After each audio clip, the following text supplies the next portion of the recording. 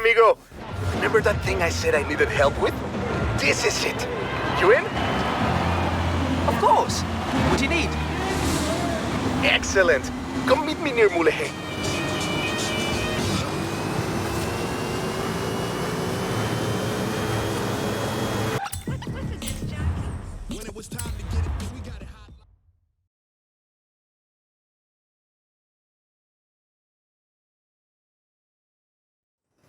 Hi, Rami.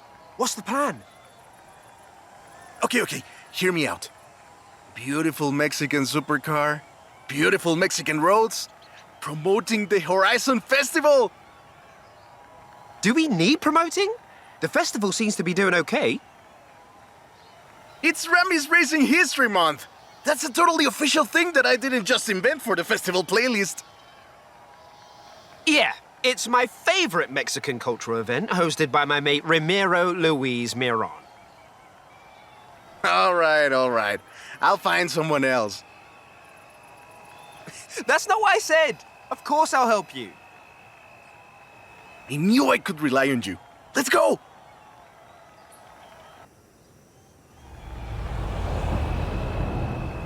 Whew. Let's get moving. Get some speed, then turn into the countryside. Really see what this car can do.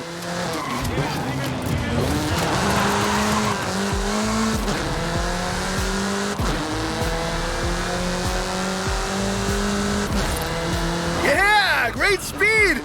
But let's see how you handle some corners. Em 400 metros, curva à direita. You want to tell me about the car, don't you? I thought you'd never ask! So, VUL is an abbreviation. It stands for Vehicles of Ultra Lightweight and High Performance. It was started by two brothers, Guillermo and Iker Echeverria. The VUL 05 is a track-focused supercar, designed and produced in Mexico, but tested and optimized in the UK. I even think I saw one at the festival when I was over there. We're driving the pre-production version of the VUL 05RR, the even more track-focused version. Somehow, the designers reduced the weight by 65 kilos and increased the power to nearly 400 bhp. Then they lowered the engine by 50 millimeters to drop the center of gravity and improve cornering. Impressive! They're pretty serious about the ultra-light part. The 05RR even has an option for titanium bolts, saving another 4.5 kilos. What's the RR stand for? Road and racing. The car was designed for less sightseeing, more going fast. Perfect. There's a couple of other things you can help out with, if it's not too much trouble. You're never gonna let me live that down, are you? Call me.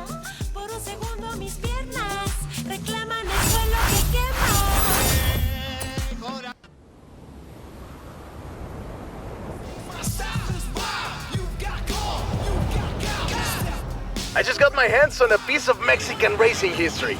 Wanna see? Of course! I'm on my way.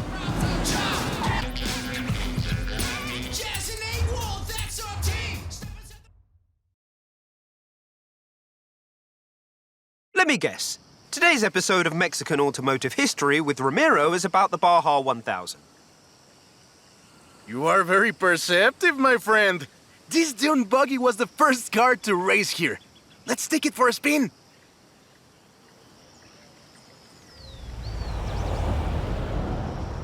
The Baja 1000 is probably the most prestigious race held in Mexico. Do you know how it all started? I assume the Myers Manx has something to do with it. Correct again. The Baja 1000 started as a very elaborate marketing campaign for the car you're driving. But let me start from the beginning. On the 22nd of March, 1962, Dave Eakins and Billy Robertson did the first real Baja run. They went from Tijuana to La Paz in 39 hours, 56 minutes on new Honda CL72 Scrambler motorcycles. So they probably were a bit sore afterwards. They got a lot of media coverage though. A year later, Meyer started to work on a prototype buggy he called Old Red in his garage in Newport Beach. It was based on the VW Beetle, and it paved the way for what we know as buggies. Cars that are built for off-roading using the Beetle as a donor chassis. But I guess they wanted even more publicity because in April 1967, Myers decided to make an attempt at breaking Eakins' record. And it worked! Myers did it in 34 hours and 45 minutes, beating Eakins for more than 5 hours. The rivalry was known as Buggy Beats Bike in Baja. Sounds like something you did back in the UK, doesn't it?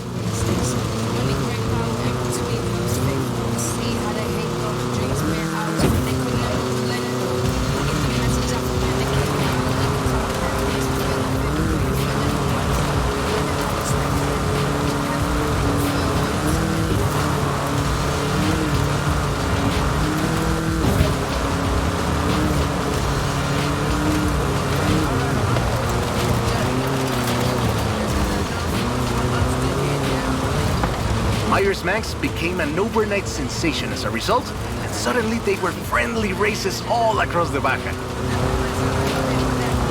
It wasn't long before they realized they needed something more organized, and that was Mexican 1000. Guess who won the inaugural event? Myers Max? You're on fire today! Yes, in 27 hours and 38 minutes. The official race was 100 miles shorter than the original route, but it's still impressive. The Mexican 1000 was later renamed to the Baja 1000 and is run to this day.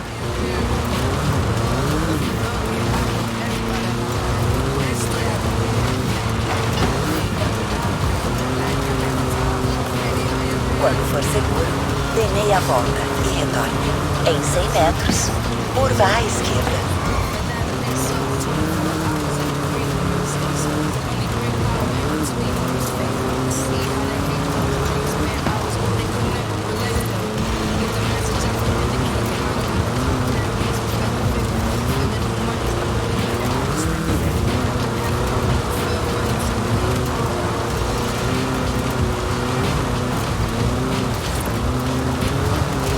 Em 100 metros, curva à esquerda.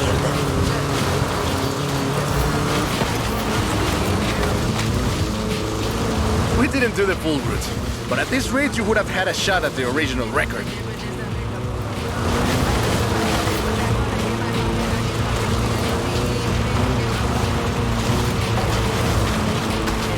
Curva à esquerda.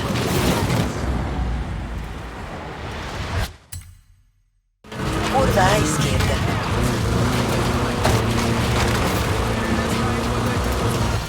I love that story. My abuela used to tell it to me at least once a year.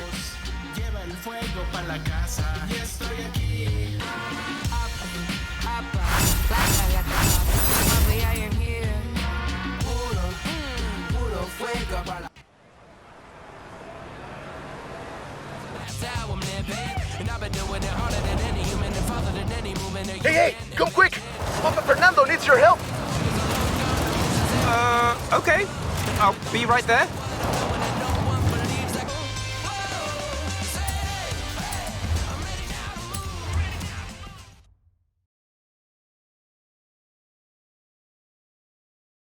Oh, right. I get it now.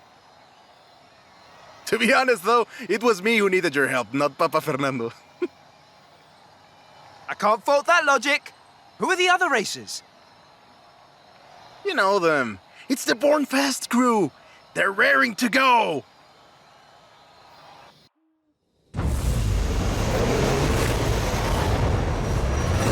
Hey, he's eager. But this isn't really a street race. There's no checkpoints, just the finish line. So keep to the route and get there first.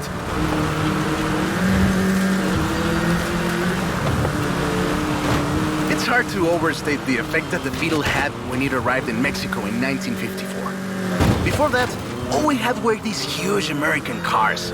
So this new European-style car with its shape and light chassis and those adorable headlights and an engine that anyone with a tractor could fix was Well, a complete game changer. They were so exciting that they were displayed at the Ciudad Universitaria in Mexico City, and there were lines to come and see this new car. Like that! We're gaining!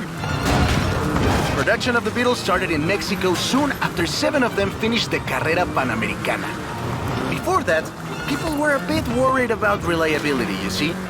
We Mexicans love a good-looking car, but a car that can do work is better. The Panamericana convinced us, and in '61, Automex had assembled 250 of them. By '62, the first plant had opened in Jalostoc, making 10 of them a day. We love that car. So another plant opened in Puebla in 1967. And in '71, El Bocho became the official taxi of Mexico City, which is why you see so many of them today. It's funny. The first Bochos were imports, or CKDs. But in 1971, we were exporting them to Costa Rica, and back to West Germany, Austria, Belgium, everywhere in Europe. It was a sad day in 2003 when the last Volkswagen Sedan Última Edición rolled off the production line and went home to the Volkswagen Museum in Wolfsburg. Now that's more like it! Eso, Bochito, eso! So loved was the Bocho that it eventually outsold the Ford Model T to become the world's best-selling car. And was the first to reach 20 million sales. Sure, other cars have staked their claim on that title in recent years, but none are so timeless and unchanged as the Bocho.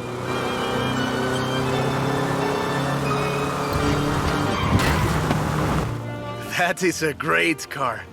Probably the most iconic car in all of Mexico. Ay, es increíble que un auto tan pequeño deje un vacío tan grande. Adiós, Sedan. Thanks. I'll call you when I've got that next one ready.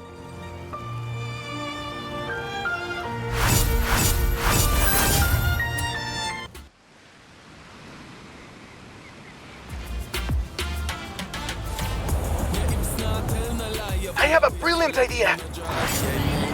Another one. What happened to the previous idea? This one is better. Meet me in town. Na rotatória, pegue a terceira.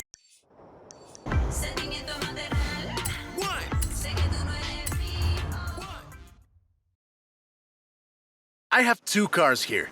A first-generation Volkswagen and a 7th-generation Volkswagen Golf.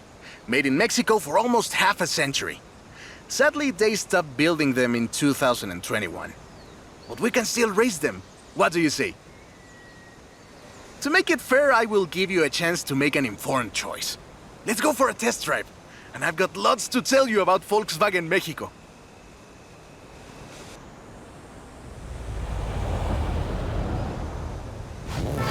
Volkswagen Mexico headquarters are in Puebla City.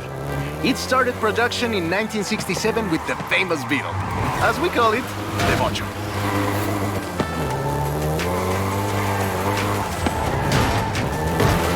VW made multiple attempts at replacing the famous Beetle with newer models, but all of them failed way short of achieving the production figures until the Volkswagen Golf came into play.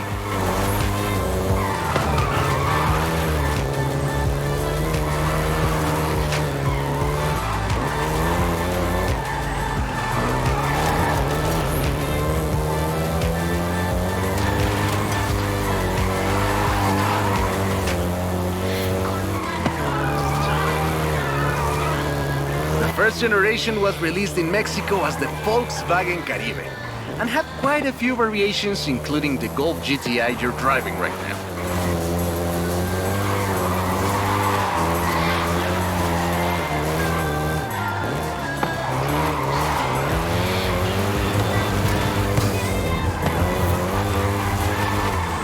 VW engineers, inspired by the Beetle GSR, designed and prototyped the Golf in secret as a Skunk Works project. Little did they know that the Golf GTI would become the hot hatch.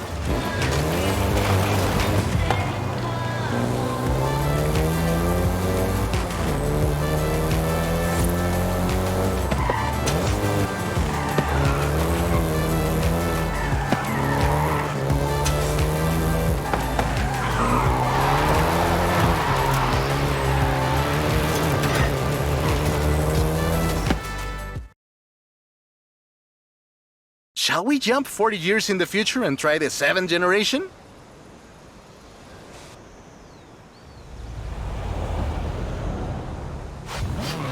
The seventh generation of the Golf first appeared in 2012. This version is the Volkswagen Golf R, R meaning race.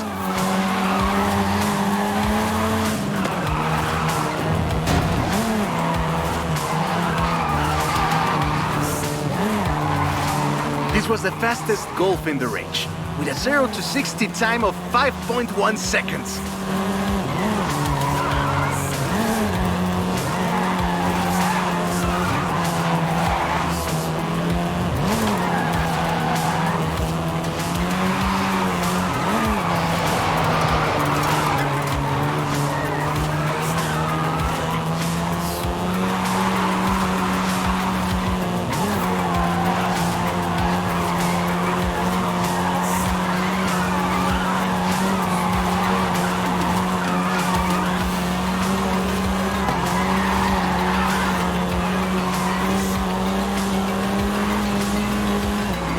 Volkswagen Mexico produced all 7 generations of the Golf, totaling more than 2 million units over 44 years. In fact, a lot of Golfs you find in the US were built here.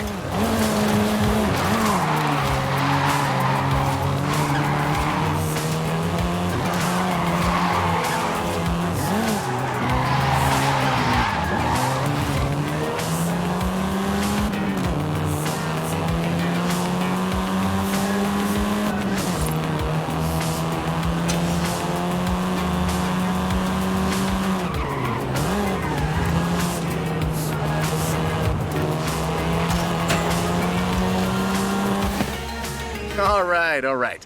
Enough driving around. Let's go head to head, after you've had a chance to rest.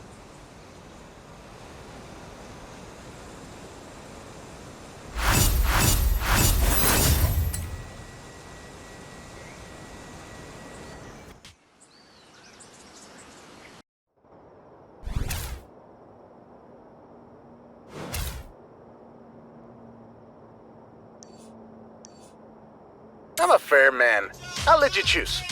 Which Golf do you want to drive for our little race? I'll take the Golf GTI.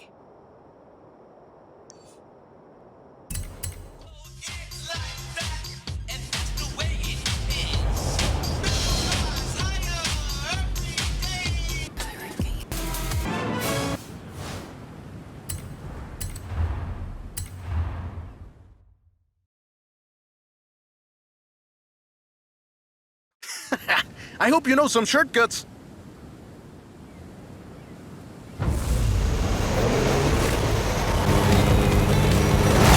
See you at the finish line. Don't make me wait for too long.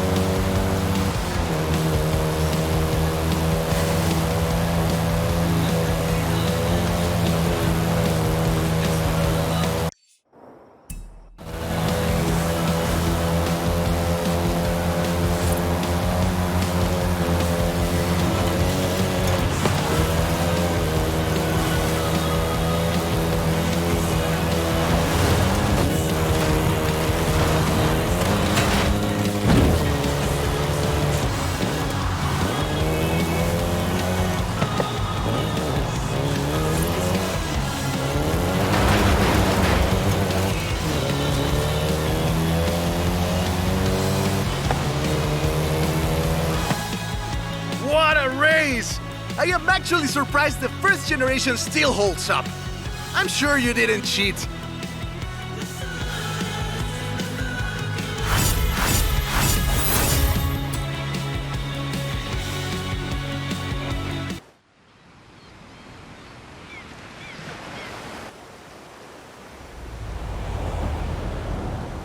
I have a story to tell you, my friend, about the old wolf in the swamp.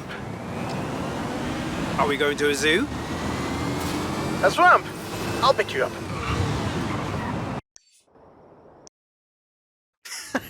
I hope you know some shortcuts.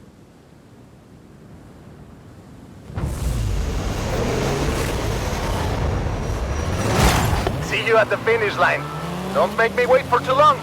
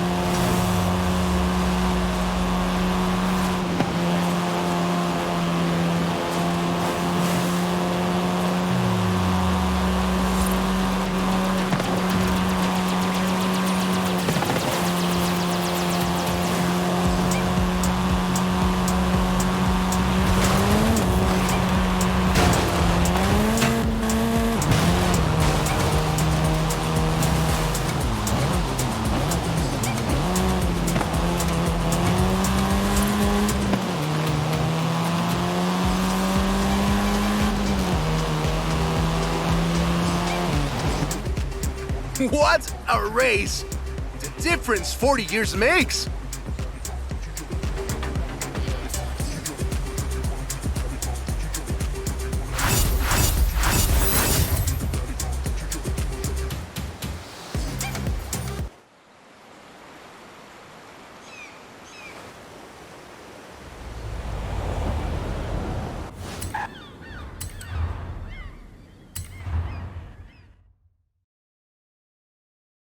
That's the old wolf. No, that's an old truck. The wolf is waiting for us at the swamp.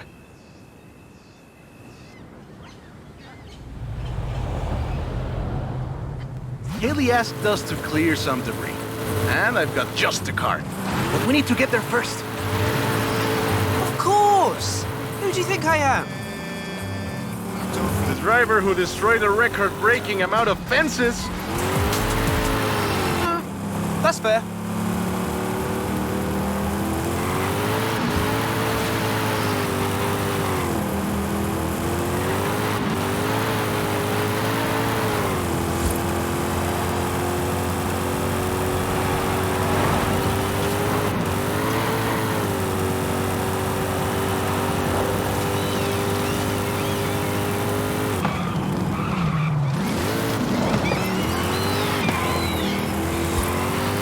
Em 400 metros, curva à direita.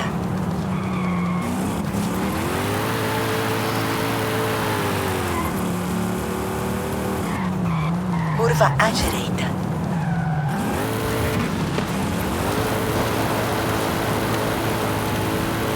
Em 200 metros, curva à direita.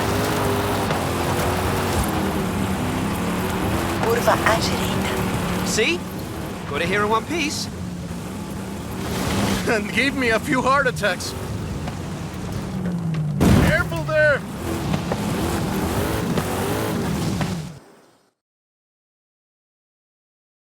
And now, let me introduce you to the fourth Lobo.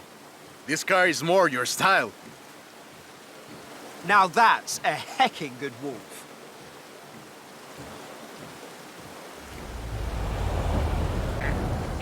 We call it Lobo here.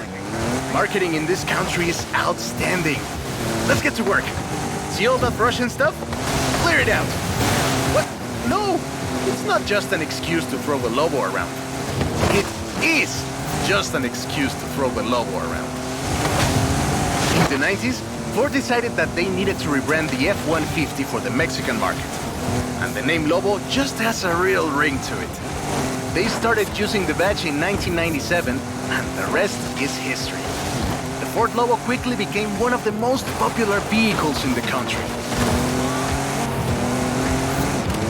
Lobo is still used for the modern Rangers like the one based on the F-150 Raptor you're driving. But we don't just call it Lobo. No. We call it Lobo Raptor. So it's the same car? Now, there are loads of differences, like a dog and a wolf. Lobo only comes in XLT and with higher trim levels. The base version is still sold in Mexico as the F-150, but the Lobo is the elite F-150.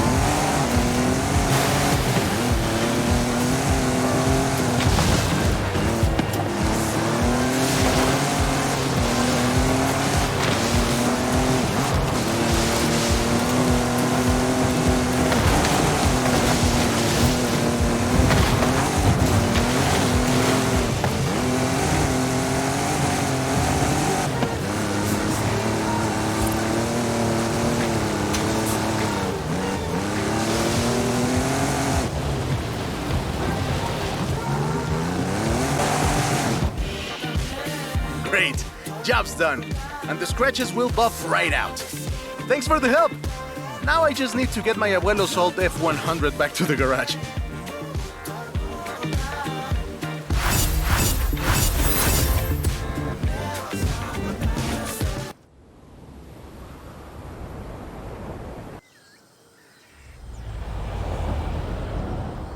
I've got 1,400 horses and I need you to help with them. I think I know what this is. I'll be right over.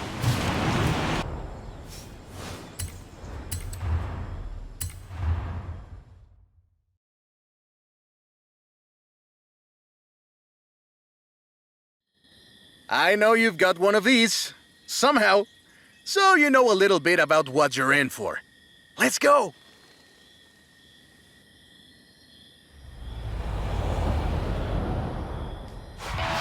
Let's take this down to the beach. Stick it in AWD if you like. There's some nice curves up ahead.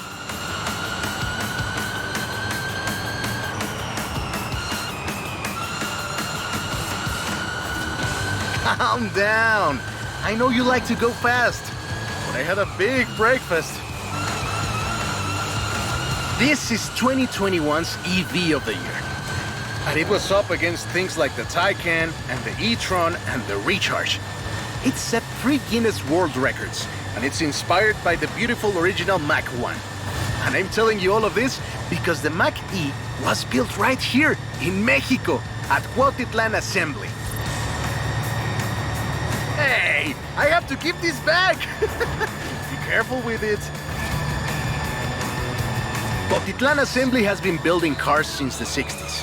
And more than 2.2 million cars later, we're sitting in an actual space machine made here in Mexico.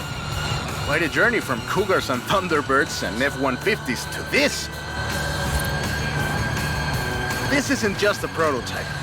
Cuautitlán Assembly does a range of options for the Mach E. A 68 kilowatt-hour standard and an 88 kilowatt-hour extended range version. It will give you over 300 miles of range on a single charge. Whoa! How do you make it go around corners like that? I'm really asking. The Performance GT version is the really wild one. 0 to 60 in 3.6 seconds. This one is quite a bit faster. Honestly, when I first tried it, I had to go and sit in a quiet room for a bit. And I've flown airplanes in a storm. Hey! This isn't your Mac E! Be careful with it! I have to give it back. It's wild tech. You can... And there we go! Sunrise over the sea. Beautiful. But we're not done. There's one more thing to look at. I'll let you know as soon as I have, found it.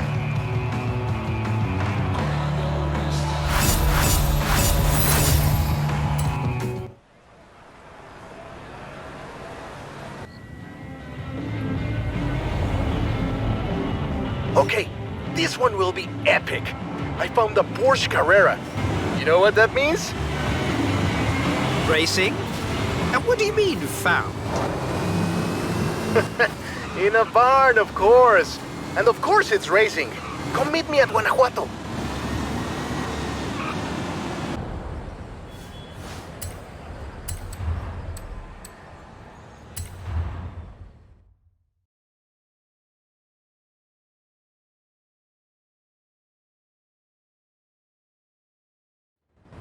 This beauty got her name from the Carrera Panamericana.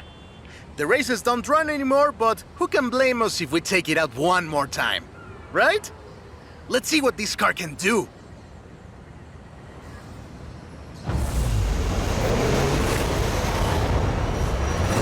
There's Jamin! Guess he wanted one last race. Let's do this!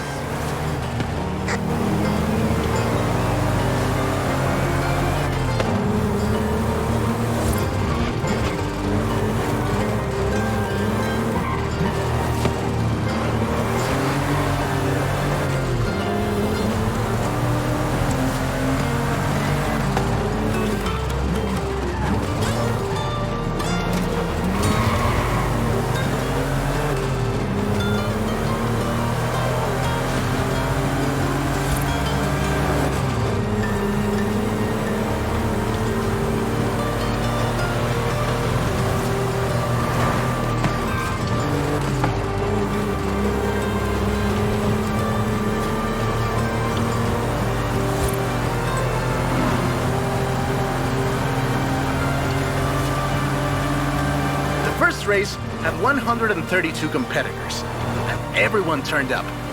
Amateurs to F1 drivers, men, women, professionals, anyone who had a car. Do you know anyone who participated? Aleja thinks Papa Fernando did, but she thinks Papa Fernando did everything. I know we used to go to the races with my grandfather. Ah, qué buenos recuerdos. There was no speed limit before 2012, and you'd see cars doing 180 miles per hour. Not that I'd know anything about that. 2,178 miles of the Pan American Highway run through Mexico. The race itself had 9 stages and lasted 5 days.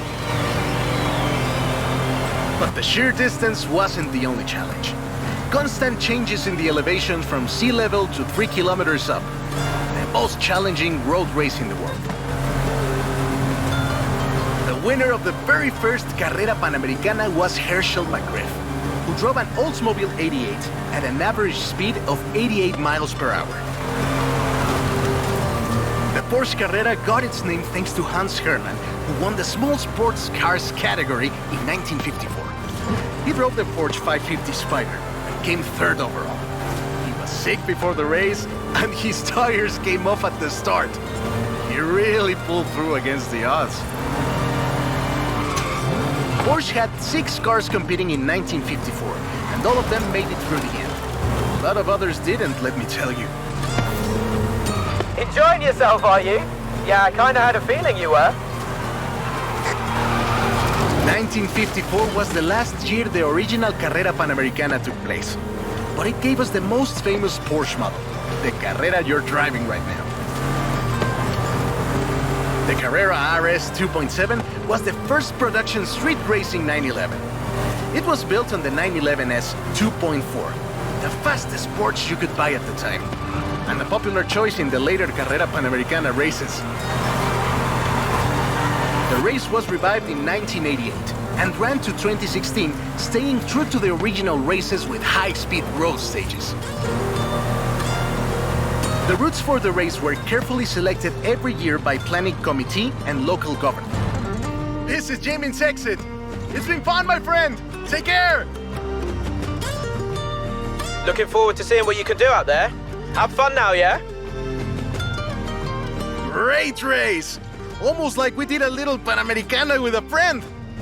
Anyways, hope you had fun with this little stroll through cars hechos en Mexico. It was great! And let me know if you, find any other cars like that.